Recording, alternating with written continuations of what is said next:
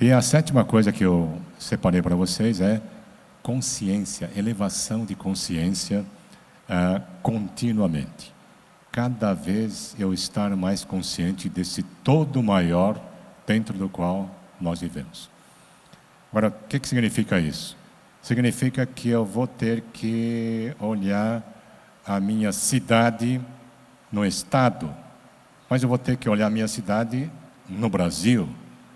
Eu vou ter que olhar a minha cidade, o trabalho que a gente tem no mundo. E aí, na medida que a gente vai ampliando essa visão, é impressionante as oportunidades que começam a surgir de ação que visa ao bem comum. Dar significado à nossa vida. Então, na medida que o nosso nível de consciência vai subindo, é impressionante como a gente vai enriquecendo as contribuições que a gente pode dar. E quando a gente olha as equações impossíveis que este país tem, é impressionante também que quando o nosso nível de consciência está elevado, a pergunta é: como é que eu posso ajudar o Brasil? No final do ano, quando houve a escolha do novo presidente, eu disse: eles vão precisar de ajuda. Vai levar 1 ano, 2 anos para se encontrar. 20 mil cargos para preencher, não é brincadeira não, né?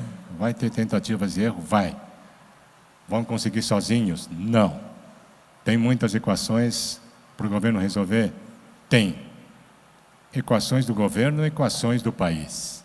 Se a gente considerar que são equações nossas, de repente é impressionante também como a gente vai encontrar oportunidades de a gente colaborar para resolver essas equações. Então, nós estamos no momento de cidadania plena. Eu costumo dizer que cidadania não é só votar de vez em quando, obrigatoriamente, e fazer protestos em praça pública. Cidadania para valer é pegar tudo que eu tenho de competência. Por exemplo, eu sou um expert em digital. Eu me oferecer a ajudar. Colocar aquilo que eu tenho de competências e colocar a serviço do país. E existem vários caminhos, várias instituições, como as federações e tal, né? Mas temos que criar outras formas de ajudar o próprio governo. Mas o que está no bojo de tudo isso é que, quando a gente fala de cidadania plena, e a gente, inclusive, buscar o bem comum, nós estamos dizendo, pessoal, o bem comum, aliás, parece que a gente vai ter que pensar em o que é bem comum, né? E aí, bem comum hoje, no século XXI, significa o bem de todos os seres vivos do planeta. Não é só seres humanos, é o bem de todos os seres vivos do planeta, o que nos leva a um conceito de sustentabilidade que é muito acima da ecologia ou do meio ambiente mais raso, né? É de a gente buscar o bem de todos os seres vivos, e na medida que nós estamos focados em honrar e respeitar todas as formas de vida no planeta, isso leva naturalmente à integridade ecológica, mas leva também à justiça social e econômica. E honrar todas as formas de vida me leva naturalmente à busca de uma cultura de paz, não violência. E essas 4 coisas, honrar a vida de todas as suas formas, integridade ecológica, justiça social e econômica e a cultura de paz, não violência, eles estão absolutamente integrados. E essa é a sacada do líder para os novos tempos. Né? Sem justiça econômica e social, eu tenho violência. É aí que o nosso nível de consciência sobe, o jeito de encarar as coisas que nós estamos vivendo, inclusive de desenhar as equações muda, e aí também o jeito de resolver. E se eu pudesse sintetizar a atitude que está por trás desse tipo diferente de cidadania, é a gente se importar. Importar-se com o outro, importar-se com o semelhante, importar-se com cidadãos do país, zero exclusão. E aí que essa atitude de importar é o que precisamos investir nesse tempo de incertezas. Na medida que nós sejamos líderes em qualquer posição, e aqui nós estamos vendo que o office boy pode ser um líder. E por que ele vai atender aquela senhora? Porque ele se importa com aquela estranha que está esperando tanto tempo. E talvez esse importar-se seja a atitude que mais precisamos cultivar em toda a sociedade. Porque a pior coisa que pode acontecer na sociedade hoje é eu não me importar com ninguém. Outro dia vi um executivo próximo que veio me pegar no corredor e disse: Oscar, eu preciso de ajuda. Eu sinto que não me importo com ninguém. Não é interessante? Precisa de ajuda, pessoal? Porque eu senti na frase da pessoa que ele nem se importa com a própria família. Até que ponto a pessoa pode ficar tão mecanizada a ponto de não se importar? E aqui eu tenho incentivado pessoas, né, numa era de customer experience, e a gente criar uma vivência no cliente, que ele jamais vai esquecer que essa atitude de se importar é fundamental.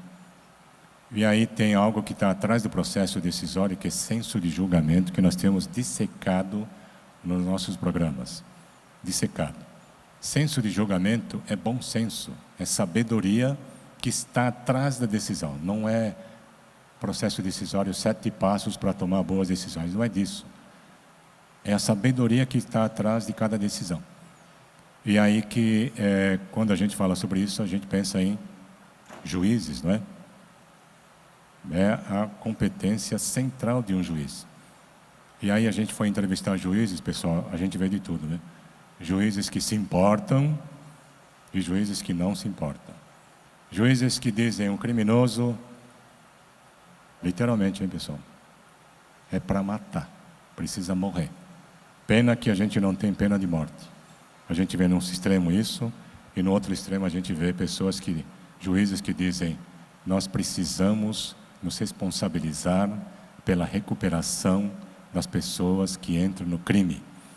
Porque, em primeiro lugar, entraram no crime porque a sociedade não cuidou bem daquelas crianças sem pais por aí.